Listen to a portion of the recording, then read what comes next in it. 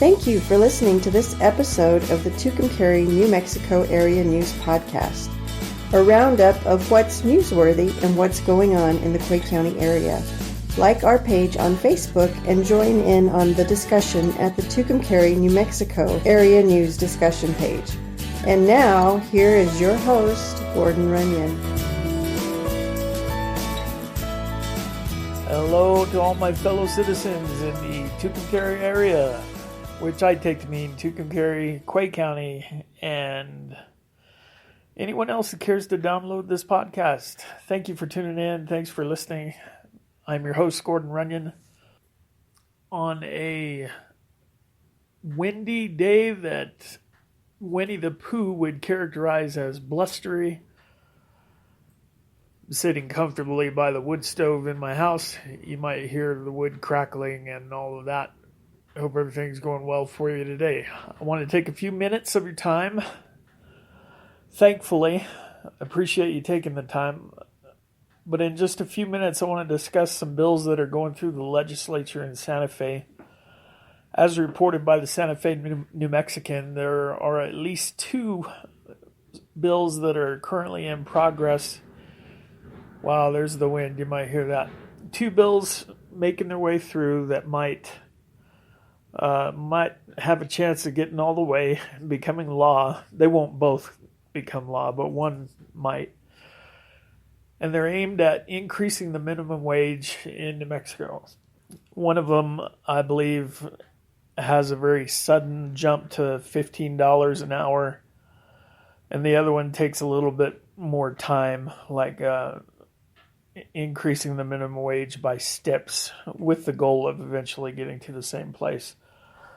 I think one of the proposals, it might be that first one, mentions not only $15 an hour, but every year raising it automatically based on cost of living increase calculations. Now, of course, as you read the comments underneath these articles, you're going to find the Enlightenment left using the same arguments that have ever always been used to justify a minimum wage increase. Arguments that have never been proven, and in fact, they're not really arguments, they're just emotional statements. We need this. Families can't survive without this. There's never any theory offered about how a minimum wage is going to help. And you have the Enlightenment right making the same arguments that are always made to oppose the minimum wage. These arguments generally have actual numbers and statistics behind them, and maybe some economic theory as well. The key is that people who propose minimum wage laws almost uniformly were never in charge of trying to meet a payroll, and so they have no experience with business. They're very much like that rock star new Congress lady who's out in the open, sort of socialist, AOC they call her. I can't pronounce her name correctly, so I won't disrespect her by trying. But she's apparently under the delusion that money just appears out of nowhere. And the only reason why you wouldn't give people more money is because you're a hater and you just don't like people. And the question of how these things are going to be paid for is just a hater's question, and it doesn't really need to be taken seriously. Well, the right has its own series of answers. Generally, I believe they're more solid, but the right really doesn't understand the morality that is at issue. I think the minimum wage would be destructive. I think all the best evidence that I've seen as I've researched it, and I've written at least one article about this that's been published online at a news outlet. And I was examining the effect of the $15 minimum wage that went into effect in the Seattle area. My thought, from everything I've seen, maybe you could show me something different, but from what I've seen, the minimum wage law doesn't really do what it's advertised as doing. if the minimum wage is increased and the economy itself remains fairly stagnant, then what's going to happen is that prices and goods and services will have to increase as well. And so, yeah, you may be bringing home more money in your paycheck, but now everything that you want to buy is precisely that percentage more costly than it was before the wage went into effect. So you're really not gaining any ground. And there are other things that are clear as a bell. If you want to know what those right-wing enlightenment arguments are, they're all over the internet. So I'm not here to explain those to you. But I generally think they're solid from an economic standpoint. What I want to explain to you is that this is a moral issue. And the moral issue isn't how do we take care of poor people. The moral issue that's at stake here is who gets to tell people what they have to do with their money. In this case, do voters get to tell employers how they must spend their money? And right off the bat, you see that that's really a question of who has control of the money. And it's inescapable. What that really means is who owns the money. For real. Really, who owns the money? And every time voters get together or elected officials get together and they decide to tell people how they must spend their money, the underlying claim is we own that. We're letting you use it, but now we're going to tell you how you must use it. The Bible speaks against this. Anytime the Bible speaks about money and transactions of business between people. Particularly, I'd like to mention to you today the parable that Jesus teaches in Matthew chapter 20. It's kind of a longish parable, so I won't read it for you. I'll just summarize it, but I encourage you to go take a look at that. Matthew chapter 20, starting in verse 1. And in this parable, Jesus tells the story of a master who owns a vineyard, and at the beginning of the day, which to the first century agrarian society he was preaching to, that generally meant 6 a.m.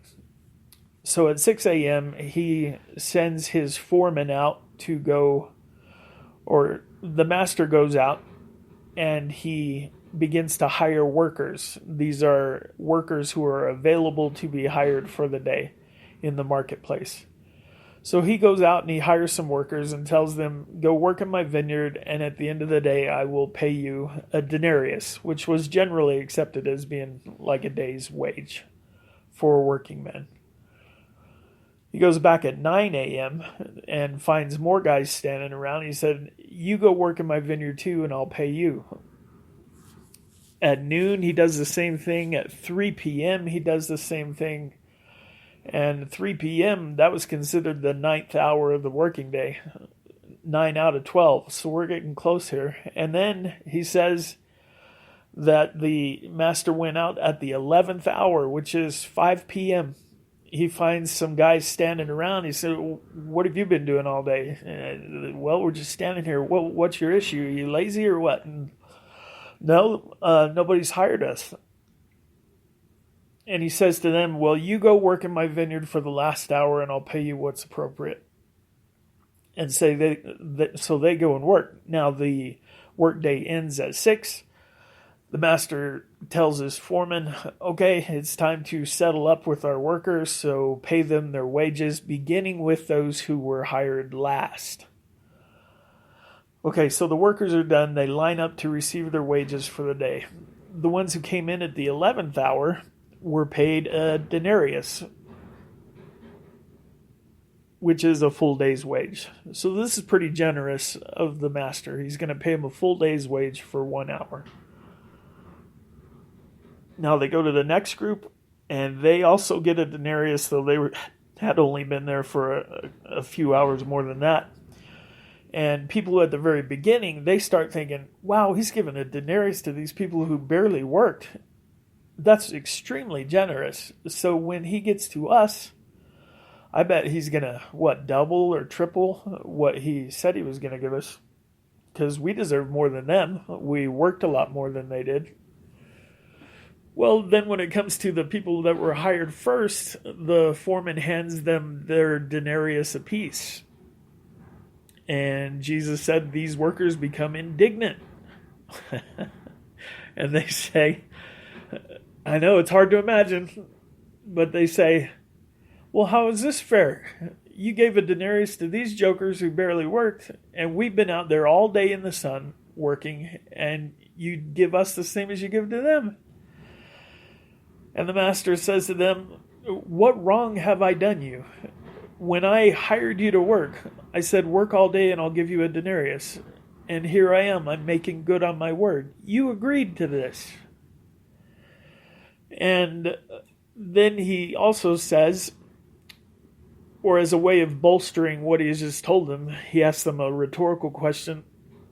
Do I not have the right to do with my own things what I want to do? If I want to be generous with them, who are you to tell me that I can't do that? And so you see there is a spiritual element, of course, to that parable, and it probably has to do with the fact that over the history of the kingdom of God, there will be some of those who show up late in history who do great things, or maybe they don't do as much stuff, but they kind of get the same reward as if they were one of these who worked a lot harder and longer and stuff like that. But see, the way parables work is you can't get the spiritual lesson unless the physical lesson is right. And so the physical lesson of that parable is that the master had every right to pay his workers what he wanted to pay them as long as he didn't pay them less than he agreed. And when somebody wanted to come to him and tell him, no, you're not doing right, his rightful answer, the answer that shut down the objection was, don't I have the right to do with my stuff what I want to do? I haven't done anything wrong. I've kept my word. We made a bargain, and I kept my end, you kept your end, and so we're done. Well, what happens then when the government decides to set price controls and wage controls? What the government is doing is claiming to have ownership over your stuff, claiming to have ownership over anyone's stuff who gets involved in any kind of business deal with you. If I go to the store and I buy something and I'm charged a sales tax, what that means is the government really believes it owns the transaction itself and is therefore deserving of a cut of whatever business deal was made between me and the merchant. And it's the same way between an employee and an employer, like the master and the workers that were hired at the first hour of the day. They made a deal. Nobody forced either side to make the deal. They were both willing, and they agreed upon a price. So the biblical concept is that this is the way business works. And you don't see in that parable any government agency coming in to reprimand the master for not being quote-unquote fair. Right? It just doesn't happen. And this is another instance of what we have said here, and what I anticipate we will say quite often, is that the Bible defines a very narrow mission for civil government. And that narrow mission can be stated in pretty much 4 words. And those 4 words are punish the bad guys. Punish the bad guys. Find the people who actually do wrong things, who actually hurt people or victimize people or destroy property. Punish the bad guys. Find them and punish them. And so anything else that government attempts to do outside that mission, that's an unbiblical step being taken by the government. Now, my conservative friends who are listening to this, they all get up in arms and they start clapping and cheering because, amen, let's get rid of all those liberal do-gooder nanny state programs and stuff like that. And I'd agree, let's get rid of them all. The Bible doesn't authorize any of those. But my conservative friends, please listen to me. I'm also talking to you. You have your favorite socialistically funded programs, just the same as the liberals do. The liberal wants the government to look like a kindly grandmother in a kitchen apron, making sure everybody's feeling good and are well fed and cared for. But the conservative wants the government to look like a rather strict kind of disciplinarian father in a military uniform. And so you want things to be paid for by the government. You want government to be doing jobs the Bible doesn't tell it to do. It's just you have a different set of jobs. You're in favor of things like a domestic police force, and whose job is not to punish bad guys. Listen, police don't punish bad guys. Bad guys are punished after they're convicted in a court of law, and police are not involved in that. Police are a domestic army that occupies these United States, and conservatives are all in favor of it. They think it's patriotic and Christian to want that. Y'all are in favor of a prison industrial complex, where now, because we've decided it might be better to have privately owned prisons, now we have prisons for profit, where the only way the business makes a profit is to arrest more people and put more people in jail. This is not the business of government. It's not the business of government to provide health care for anybody. It's not the business of government to educate anybody. It's not the business of government to make sure that an employer treats his employees fairly. Bottom line, you don't like how you're being treated, you don't have to be there. Nobody's putting a gun to your head. And if enough employees of a bad employer decide, heck with this, I don't need this, and they leave, suddenly the employer is going to have to rethink his practices, or he's got nobody to do the jobs that he needs done.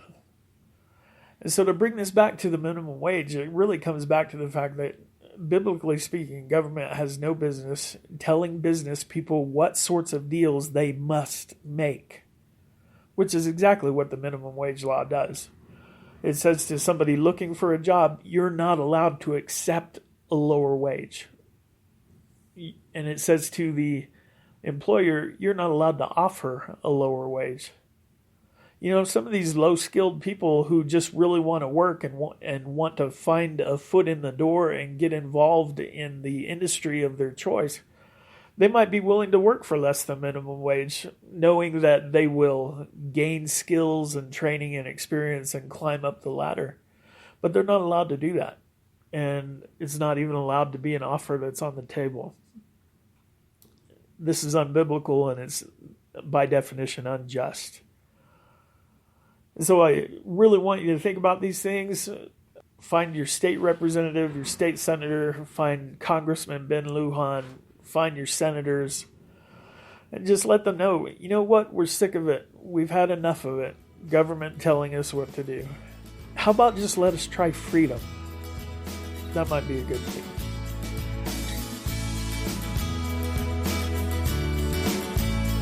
We hope this episode of the Tucumcari, New Mexico area news has been a blessing to you. Remember to like our page on Facebook to stay current on what's happening in Quay County. We are honored to be a part of the Reconstructionist Radio Podcast Network. Either Christ is Lord of all, or he's not Lord at all.